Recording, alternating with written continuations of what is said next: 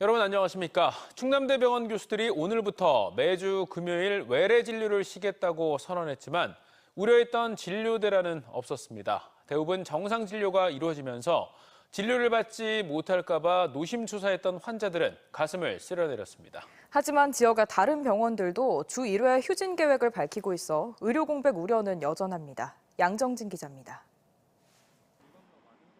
충남대병원 교수 비대위는 의료진 피로도가 한계에 달했다며 이번 주부터 매주 금요일 외래 진료를 쉬겠다고 예고했습니다. 안전한 환자 진료를 위해선 적절한 휴식 시간 보장이 필요한데 지금 24시간 연속 근무하고 12시간을 휴식을 취하자 하지만 현실적으로 잘 되고 있지 않습니다.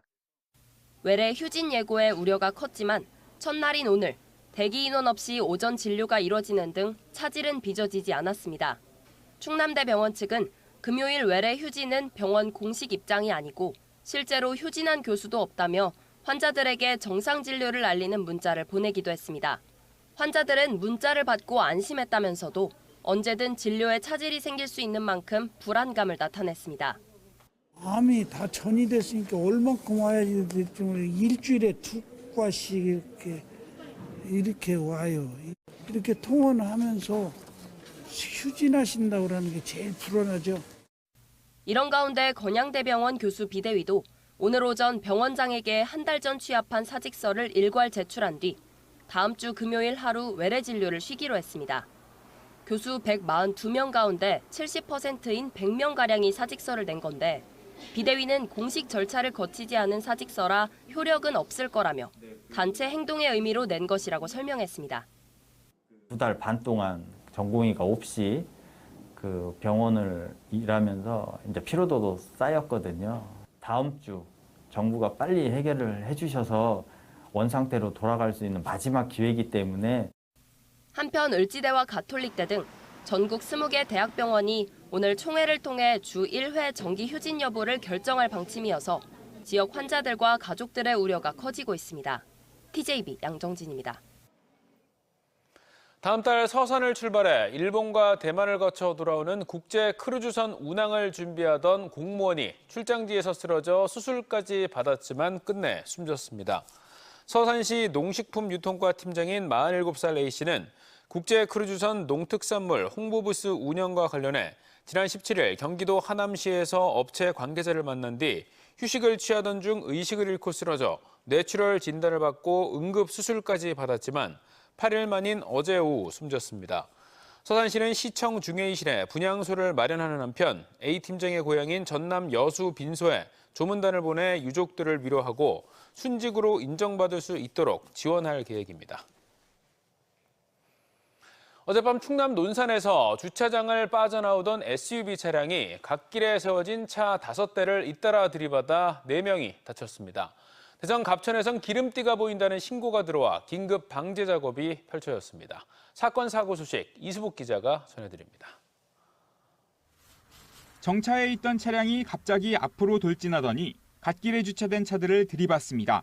어젯밤 9시 40분쯤 논산시 내동에서 60대 A씨가 몰던 SUV 차량이 주차된 차량 5대를 잇따라 추돌해 4명이 부상을 입었습니다. A씨는 차량 급발진을 주장하고 있지만 경찰은 운전 미숙으로 보고 정확한 사고 경위를 조사하고 있습니다.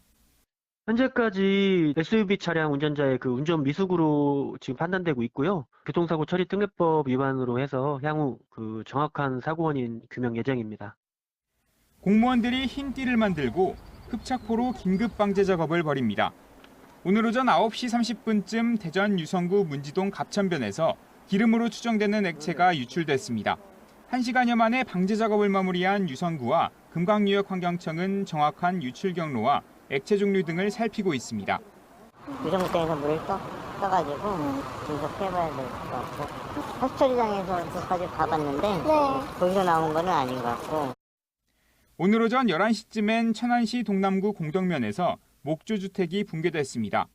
사고 당시 주택 철거 작업을 하던 59살 남성이 지붕에 깔렸다가 구조돼 병원으로 옮겨져 치료를 받고 있습니다. 또 오늘 오후 1시 17분쯤에는 서산시 인지면의 한 도로에서 6.25 전쟁 당시 쓰이던 것으로 추정되는 미군 유탄이 발견돼 군 폭발물 처리반이 수거 조치를 마쳤습니다. TJB 이수복입니다. 대연 지역 학교 3곳의 신설 사업이 교육부 중앙투자심사를 통과해 속도가 붙게 됐습니다. 대연시 교육청은 교육부가 정기 2차 중앙투자심사에서 용산 2초는 적정, 용계초와 용계중은 조건부로 설립을 승인했다고 밝혔습니다.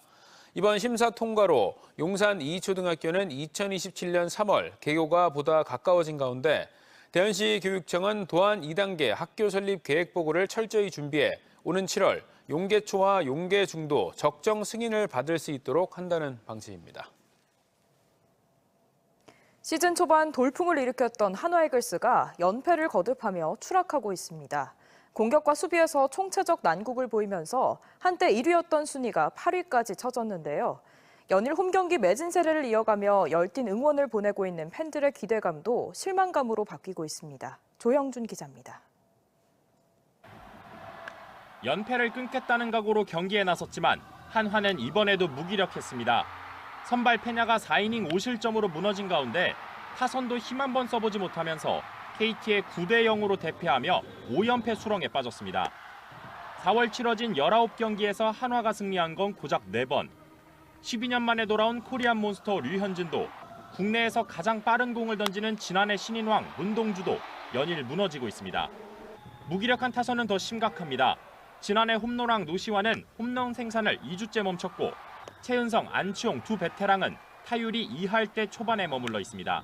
노시환 같은 홈런왕도 지난 5일 이후에 16경기 홈런이 하나, 그리고 지난주에 홈런이 없는 팀이 한화가 유일했거든요. 시즌 초반 돌풍을 일으킨 외국인 타자 페라자의 방망이까지 식으면서 한화의 팀 타율은 2할 4푼 8리로 리그 꼴찌. 개막 10경기 8승 2패로 승승장구했던 팀 순위도 어느새 8위까지 내려앉았습니다.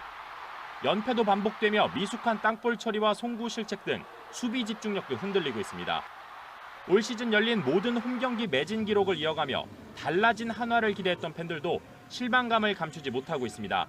시즌권 끄는 걸 후회한다 이렇게 말씀하시는 분들도 주변에서 많이 봤고, 저도 이제 초반에는 구장에 자주 방문했다가 이제 안 가고 있거든요. 뛰어난 선수들을 보유하고도 성적이 곤두박질치면서 선수 기용 등 최원호 감독의 경기 운영에 대해 비난하는 목소리도 커지고 있습니다. 한화는 오늘부터 다음 주 목요일까지 이곳 대전 홈구장에서 6연전을 치릅니다. 팬들의 응원에 보답하기 위한 각성이 필요한 때입니다. TJB 조형준입니다. 대전 하나시티즌이 내일 오후 2시 대전 월드컵 경기장에서 FC 서울과 맞붙습니다.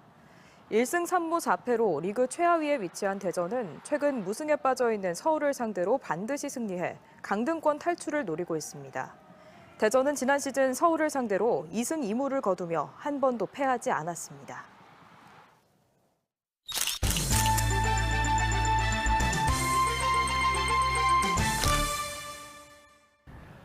단도직입 인터뷰. 오늘은 22대 총선에서 총선권 최대의 접전지로 꼽혔던 공주 부여 청양 선거구에서 당선돼서 8년 만에 국회에 재입성하는 박수현 당선인과 함께하겠습니다.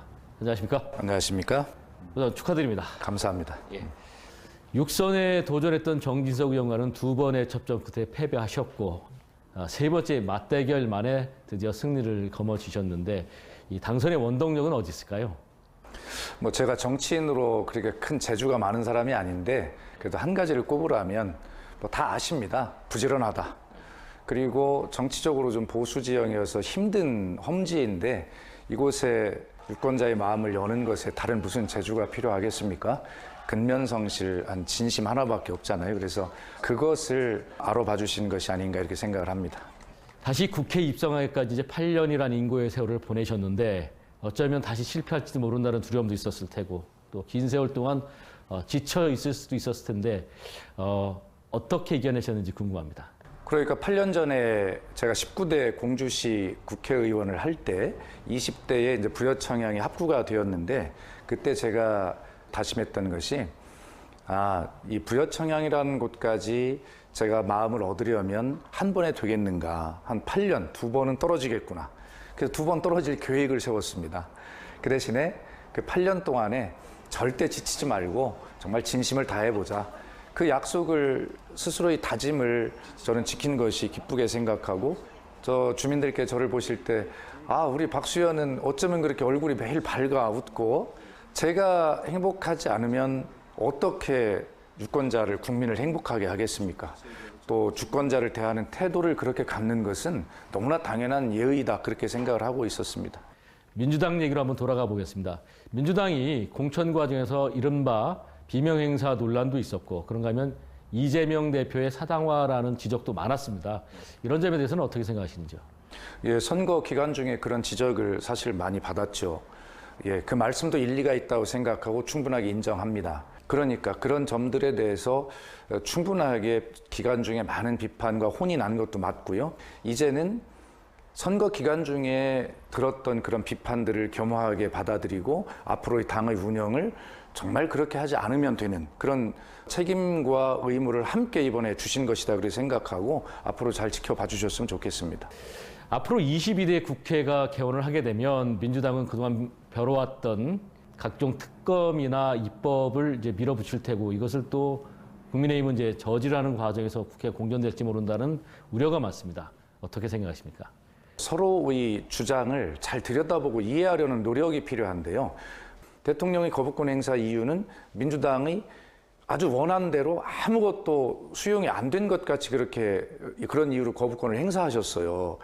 그래서 어쨌든 민주당도 집권 여당의 그런 걱정들을 다 담아서 그런 어떤 법들을 좀 한 걸음에 다 갈 수는 없지만 반걸음이라도 먼저 가는 것이 좋겠다는 생각을 가지고 할 테니까, 민주당의 내용도 좀 국민의힘이 대통령께서 잘 들여다보시고 이런 점이 보완이 돼 있구나라고 하는 점을 잘 좀 이해하려는 그런 노력을 함께 기울여 주셨으면 좋겠습니다.